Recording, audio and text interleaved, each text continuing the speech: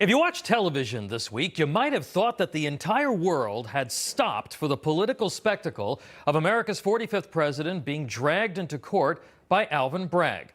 The trumped-up charges against Donald Trump brought cheers from the political left. Despite bipartisan admission, the case is thin legal gruel. It rightfully brought outrage from at least half the country. Democrats' weaponization of the justice system to attack political and ideological opponents is a very real story, and it deserves attention. But there are other potential legal issues that may dog the former president in the weeks and months to come, and pro-freedom Americans risk playing directly into the hands of the left by getting too wrapped up in the legal tribulations of the former president. We've seen this movie before, folks. Democrats and their mouthpieces in the media will do everything that they can to keep as much focus as possible on Mr. Trump, to deflect from their agenda and further divide the nation and the Republican Party. When people are focused on Mr. Trump, they are not focused on countering the disastrous policies of the radical left. Here's a small sample of what a lot of Americans missed because Democrats had a new Trump show.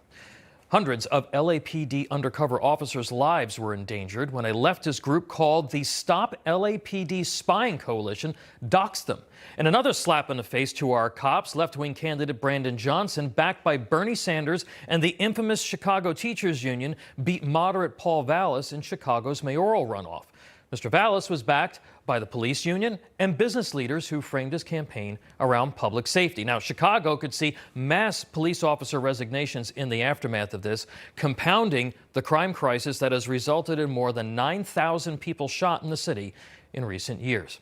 The border crisis has a new and dangerous twist that is largely being ignored by the Trump-obsessed media. According to Customs and Border Patrol, more than 4,300 illegals from communist China have been encountered crossing the southern border since the beginning of the year. That's more than double last year's entire total. CPB estimates that for every illegal intercepted, there are as many, if not more, gotaways that slip through and disappear into the country. Sources have indicated that these individuals are unaccompanied by families and are of military fighting age. That means that about the same number of people that actually comprise a division of the People's Liberation Army could be here squirreling away in America, and you may even be paying for some of it. Now, we know the CCP has a growing espionage operation here that we do little about. Now, thousands of military or intelligence operatives could be streaming over the border, exploiting the weakness of our immigration enforcement. In Wisconsin, a leftist activist beat an experienced conservative jurist to win a seat to the state Supreme Court in a massive victory for Democrats that will have an impact on abortion, school choice, and a range of other issues. Over the last week, militant transgender and anti-gun activists stormed state capitals in Tennessee and Kentucky, two largely red states.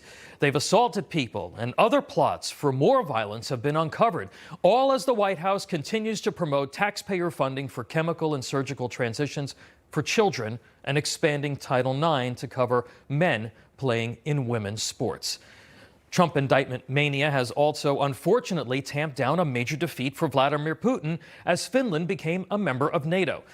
That increased the organization's border with Russia by 800 miles. This expansion will greatly assist in providing a significant deterrence to the Russian dictator's efforts to strong-arm Europe. And finally, if you haven't noticed it yet at the pump, you likely will. President Biden's almost single-handed effort to destroy both our energy sector and our relationship with Saudi Arabia took another dangerous step forward.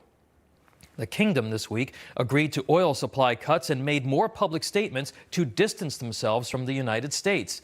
It would appear that China has finally bought off the Saudis, and the U.S. will be at even more of a strategic disadvantage when it comes to energy. It's called the politics of distraction, folks, and Democrats do it very well. Republicans and conservatives can't allow their outrage over another salvo against Mr. Trump to shift their focus from a left wing that remains clearly energized, regardless of Joe Biden's dismal approval ratings. So be outraged. That's fine. But don't be fooled for a moment that outrage actually translates into votes or translates into wins. Democrats and the far left remain better funded, more organized, more united, and more energized than conservatives in this country. And that's a much bigger problem than Mr. Trump's legal worries.